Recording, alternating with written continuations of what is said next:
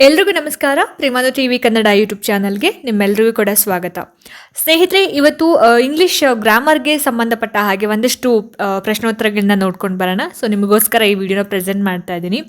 ಯಾರೆಲ್ಲ ಈ ವಿಡಿಯೋನ ನೋಡ್ತಾ ಇದ್ದೀರಾ ಎಲ್ಲೂ ಕೂಡ ಸ್ಕಿಪ್ ಮಾಡದೆ ಪೂರ್ತಿ ವಿಡಿಯೋನ ನೋಡಿ. ಇದು ಮುಂದೆ ಬರುವಂತಹ TT ಪರೀಕ್ಷೆ ಆಗಿರ್ಬೋದು, HSTR, GPSTR, PSTR, PSI, SDA, FDA, PDO, village accountant ಎಲ್ಲ ಸ್ಪರ್ಧಾತ್ಮಕ ಪರೀಕ್ಷೆಗಳಿಗೂ ಕೂಡ ನಿಮಗೆ ಬಹಳನೇ ಇಂಪಾರ್ಟೆಂಟ್ ಆಗಿರುತ್ತೆ. ಸೊ ಹಾಗಾಗಿ ಯಾರೆಲ್ಲ ಈ ವಿಡಿಯೋನ ನೋಡ್ತಾ ಇದ್ದೀರಾ ಎಲ್ಲೂ ಕೂಡ ಸ್ಕಿಪ್ ಮಾಡದೆ ಪೂರ್ತಿ ವಿಡಿಯೋನ ನೋಡಿ ಅಂತ ಹೇಳ್ತಾ, ಸೊ ಬನ್ನಿ ಜಾಸ್ತಿ ತಡ ಮಾಡೋದು ಬೇಡ, ಆದಷ್ಟು ಬೇಗ ಇವತ್ತಿನ ವಿಡಿಯೋದ ಮೊದಲನೇ ಪ್ರಶ್ನೆ ಏನಿದೆ ಅಂತ ನೋಡ್ಕೊಂಬರೋಣ. ಸ್ನೇಹಿತರೆ, ಮೊದಲನೇ ಪ್ರಶ್ನೆ ನೋಡಿ ಈ ರೀತಿ ಇದೆ. Which of these is a collective noun ಅಂತ ಹೇಳಿ ಪ್ರಶ್ನೆ ಕೇಳಿದ್ದಾರೆ. ಅಂದರೆ ಇಲ್ಲಿ 4 ಆಯ್ಕೆಗಳಲ್ಲಿ ಕಲೆಕ್ಟಿವ್ ನೌನ್ ಅಂದರೆ ಸಮೂಹವಾಚಕ ನಾಮಪದ ಅಂತ ಕನ್ನಡದಲ್ಲಿ ಹೇಳ್ತೀವಿ. ಕಲೆಕ್ಟಿವ್ ನೌನ್ಗೆ ನಾವು ಕನ್ನಡದಲ್ಲಿ ಸಮೂಹವಾಚಕ ನಾಮಪದ ಅಂತ ಹೇಳಿ ಕರಿತೀವಿ. ಸೊ ಯಾವುದು ಸಮೂಹವಾಚಕ ನಾಮಪದ ಅಥವಾ ಕಲೆಕ್ಟಿವ್ ನೌನ್ ಯಾವುದು ಅನ್ನೋದನ್ನು ನಾವು ಹೇಳಬೇಕಾಗತ್ತೆ. ಆಪ್ಷನ್ಸ್ ನೋಡಿ: ಬುಕ್, ಸ್ಟೂಡೆಂಟ್ಸ್, ಟೀಮ್, ವಾಟರ್ ಅಂತ ಇದೆ. ಸೊ ವಾಟರ್, ನೀರು. ಏನಿರ್ಬೋದು ಹಾಗಾದರೆ ಸರಿಯಾದ ಉತ್ತರ? ಫಸ್ಟ್ ಆಫ್ ಆಲ್ ನಾವು ಈ ಒಂದು ಕಲೆಕ್ಟಿವ್ ನೌನ್ ಅಂದರೆ ಏನು ಅನ್ನೋದನ್ನು ಫಸ್ಟ್ ತಿಳ್ಕೊಬೇಕಾಗತ್ತೆ. So what do you mean by collective noun? A collective noun refers to a group of people, animals or things considered as a single unit ಅಂತ.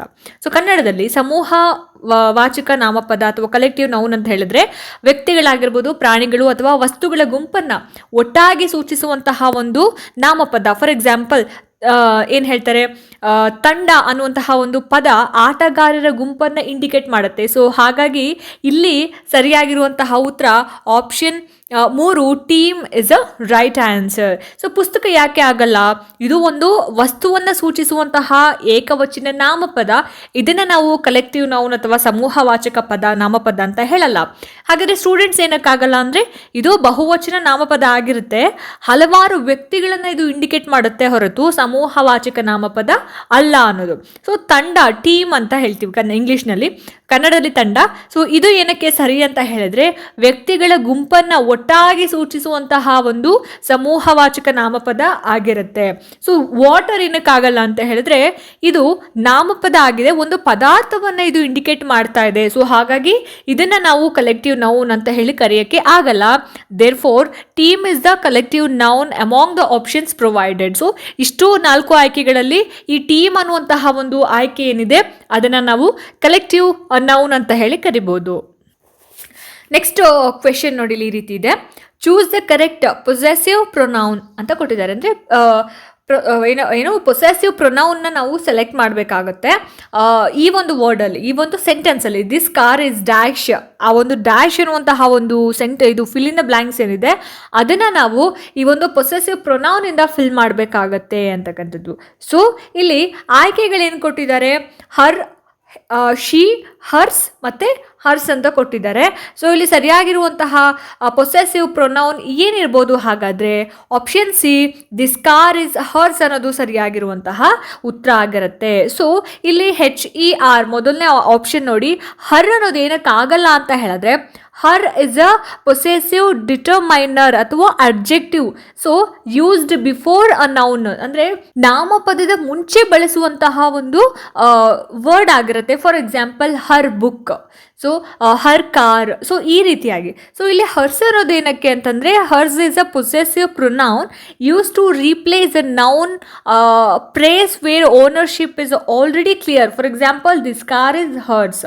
So these pronouns never taken apostrophes. So ಹಾಗಾಗಿ ಇಲ್ಲಿ ನಾವು option 3 ಏನಿದೆ ಇದನ್ನು consider ಮಾಡ್ತೀವಿ. So ಹರ್ಗೂ ಹರ್ಸ್ಗೂ ಇರುವಂತಹ difference ಅದಾಗಿರುತ್ತೆ.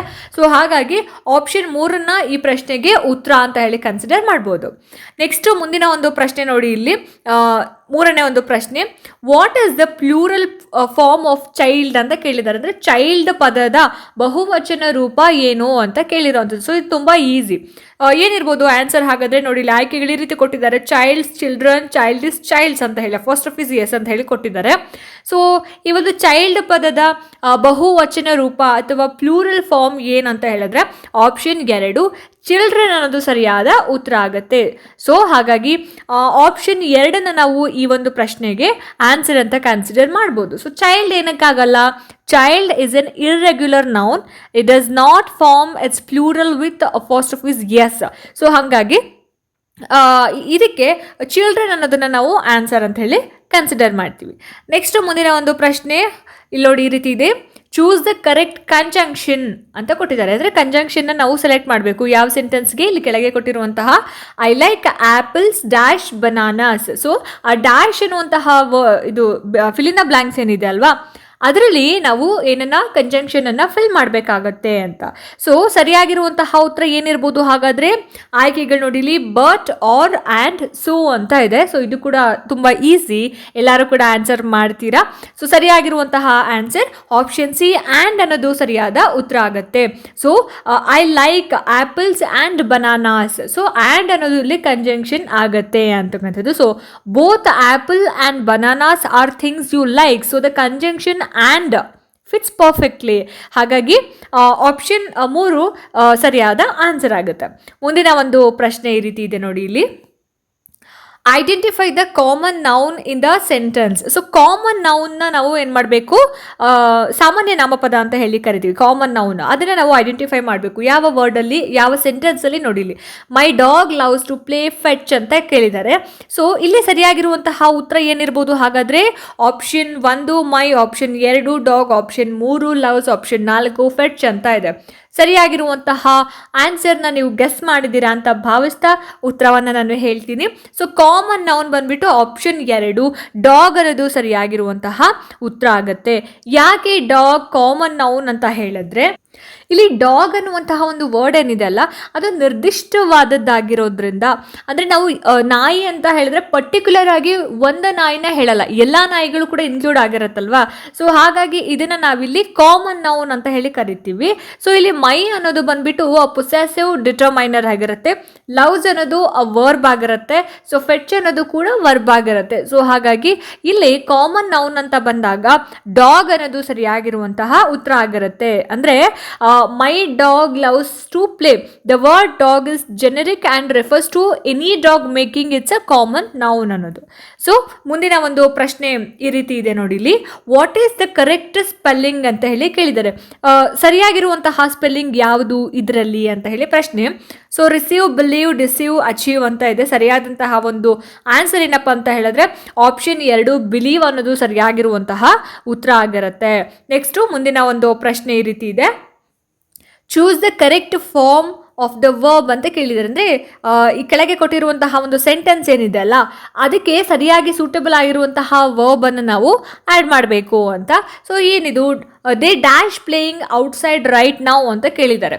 So dash ಅನ್ನೋ ಜಾಗದಲ್ಲಿ ನಾವು ಏನು ಮಾಡಬೇಕಾಗತ್ತೆ? ವರ್ಬ್ನ ನಾವು ಆ್ಯಡ್ ಮಾಡಬೇಕಾಗುತ್ತೆ.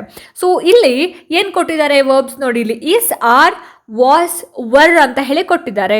ಹಾಗಾದರೆ ಇಲ್ಲಿ ನಾವು ಯೂಸ್ ಮಾಡಬೇಕಾಗಿರುವಂತಹ ಒಂದು ವರ್ಬ್ ಯಾವುದಿರ್ಬೋದು?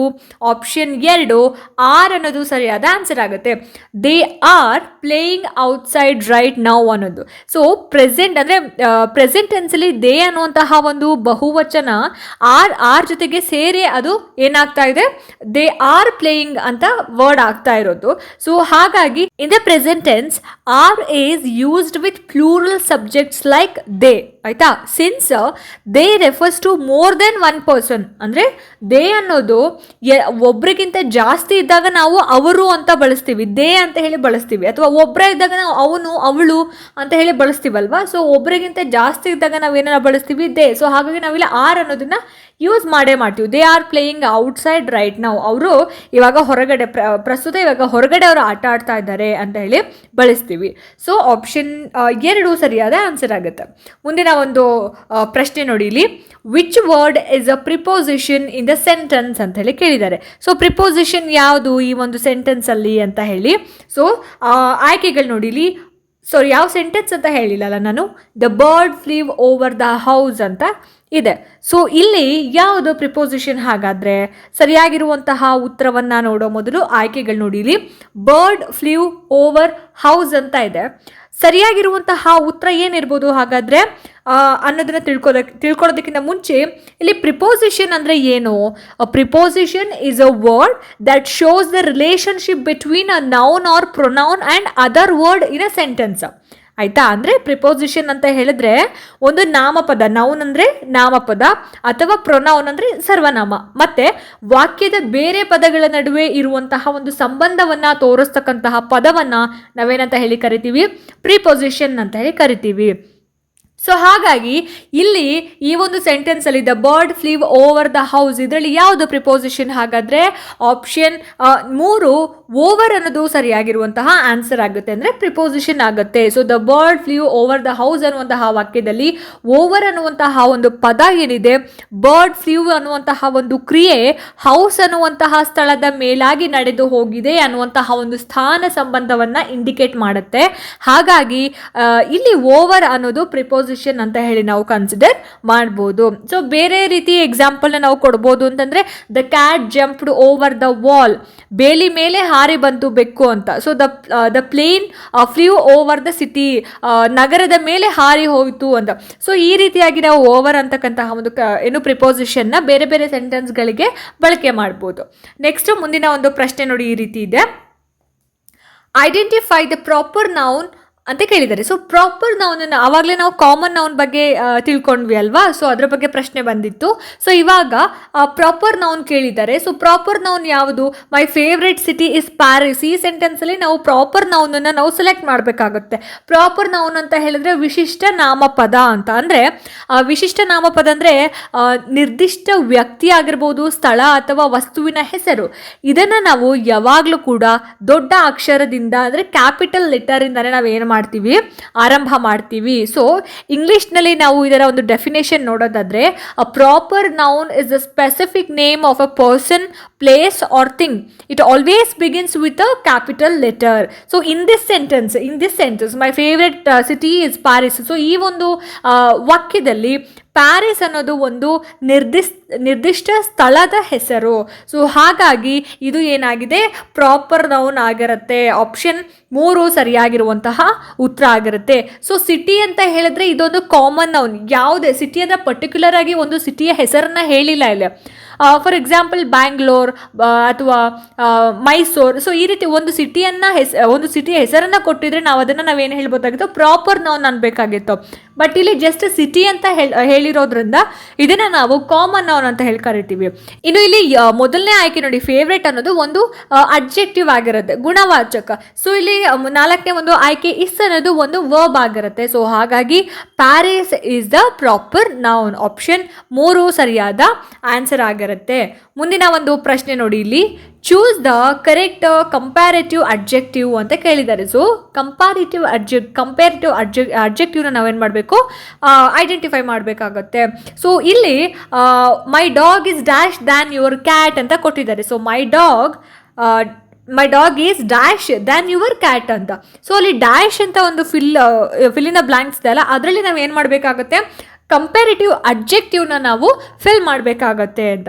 ಸೊ ಮೊದಲಿಗೆ ಕಂಪ್ಯಾರಿಟಿವ್ ಅಡ್ಜೆಕ್ಟಿವ್ ಅಂದರೆ ಏನು ಅನ್ನೋದನ್ನು ತಿಳ್ಕೊಬೇಕಾಗುತ್ತಲ್ಲ. ಸೊ ಕಂಪ್ಯಾರಿಟಿವ್ ಅಡ್ಜೆಕ್ಟಿವ್ ಅಂತಂದರೆ 2 ವಸ್ತುಗಳಾಗಿರಬಹುದು ಅಥವಾ ವ್ಯಕ್ತಿಗಳಾಗಿರಬಹುದು. ಸೊ ವ್ಯಕ್ತಿಗಳನ್ನು ಮತ್ತು ವಸ್ತುಗಳನ್ನು ಹೋಲಿಕೆ ಮಾಡೋದಕ್ಕೆ ಬಳಸುವಂತಹ ಒಂದು ವಿಶೇಷಣ ಪದವನ್ನು ನಾವೇನಂತ ಹೇಳಿ ಕರಿತೀವಿ, ಕಂಪ್ಯಾರಿಟಿವ್ ಅಡ್ಜೆಕ್ಟಿವ್ ಅಂತ ಹೇಳಿ ಕರೆಯುವಂಥದ್ದು. In English a comparative adjective is used to compare two people, animals or things.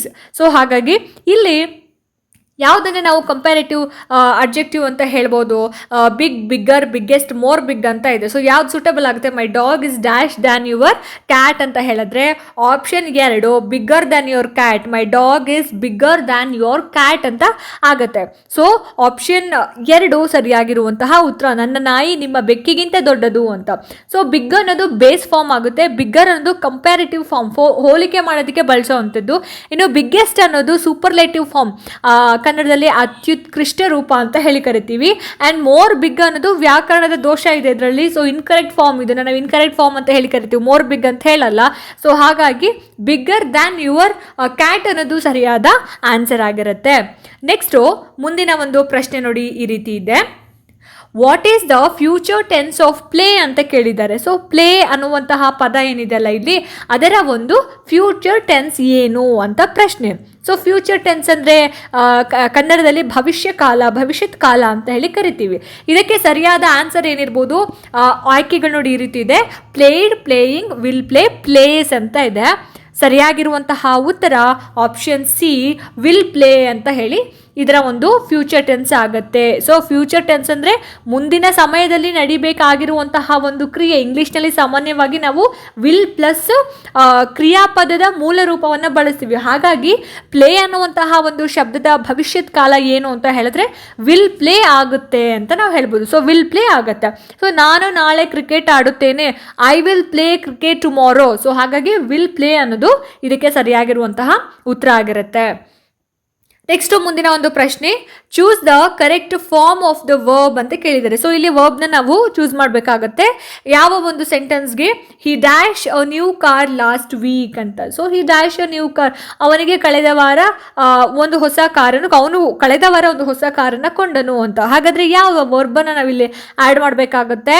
Option 1 buy, option 2 buys, bought, buying ಅಂತ ಇದೆ. ಸರಿಯಾಗಿರುವಂತಹ ಉತ್ತರ ಆಪ್ಷನ್ ಸಿ ಬಾಟ್ ಅನ್ನೋದು ಸರಿಯಾದ ಉತ್ತರ. ಸೊ ಈ ಒಂದು ಸೆಂಟೆನ್ಸ್ ಪಾಸ್ಟ್ ಟೆನ್ಸ್ ಅಲ್ಲಿ ಇದೆ, ಅಂದ್ರೆ ಭೂತಕಾಲದಲ್ಲಿ ಅದು ನಡೆದು ಹೋಗಿರುವಂತಹ ಒಂದು ಘಟನೆ ಇದು. ಸೊ ಇಲ್ಲಿ he dash a new car last week. So ಅವನು ಪ್ರೆಸೆಂಟ್ ಅಲ್ಲಿ ಮಾತಾಡ್ತಿದ್ದಾನೆ. ಸೊ ಹಾಗಾಗಿ ಲಾಸ್ಟ್ ವೀಕ್ ಅಂತ ಮೆನ್ಷನ್ ಮಾಡಿರೋದ್ರಿಂದ ನಾವಿಲ್ಲಿ ಬಾಟ್ ಅನ್ನೋದನ್ನ ಬಳಸಬೇಕು. He bought a new car last week ಅನ್ನುವಂತಹ ಒಂದು ಪದ ಏನಿದೆ ಭೂತದಲ್ಲಿ ನಡೆದಿದೆ ಅನ್ನೋದನ್ನ ಇದು ಇಂಡಿಕೇಟ್ ಮಾಡುತ್ತೆ, ಅಂದ್ರೆ ಆಲ್ರೆಡಿ ಆಗೋಗಿದೆ ಅಂತ. ಸೊ ಹಾಗಾಗಿ ಬಾಟ್ ಅನ್ನೋದನ್ನ ನಾವು ಇಲ್ಲಿ ಆನ್ಸರ್ ಅಂತ ಹೇಳಿ ಕನ್ಸಿಡರ್ ಮಾಡ್ಬೋದು. ಸೊ ನೋಡಿದ್ರಲ್ಲ ಸ್ನೇಹಿತರೆ, ಇದಾಗಿತ್ತು ಇವತ್ತಿನ ಇಂಗ್ಲಿಷ್ ವ್ಯಾಕರಣಕ್ಕೆ ಸಂಬಂಧಪಟ್ಟ ಹಾಗೆ ಒಂದಷ್ಟು ಪ್ರಶ್ನೋತ್ತರಗಳು. ಸೊ ಈ ವಿಡಿಯೋ ನಿಮಗೆ ಇಷ್ಟ ಆಗಿದೆ, ಅನುಕೂಲ ಆಗಿದೆ ಅಂತ ಭಾವಿಸ್ತೀನಿ. ಇಷ್ಟ ಆಯಿತು ಅಂತಂದರೆ ದಯವಿಟ್ಟು ಲೈಕ್ ಮಾಡಿ, ಶೇರ್ ಮಾಡಿ. ಹಾಗೆ ನಿಮ್ಮ ಅನಿಸಿಕೆ ಅಭಿಪ್ರಾಯಗಳೇನೇ ಇದ್ರೂ ಕೂಡ ನನಗೆ ಕಾಮೆಂಟ್ ಸೆಕ್ಷನಲ್ಲಿ ತಿಳಿಸಿ ಅಂತ ಹೇಳ್ತಾ, ಇದೇ ರೀತಿ ಹೆಚ್ಚಿನ ವೀಡಿಯೋಸ್ಗಳಿಗೋಸ್ಕರ ನಿರಂತರವಾಗಿ ನನ್ನ ಚಾನಲ್ನ ನೋಡ್ತಾ ಇರಿ. ಮುಂದಿನ ವೀಡಿಯೋಸ್ಗಳಲ್ಲಿ ನಾನು ನಿಮಗೆ ಸಿಗ್ತೀನಿ. ಅಲ್ಲಿ ತನಕ ಎಲ್ರಿಗೂ ನಮಸ್ಕಾರ.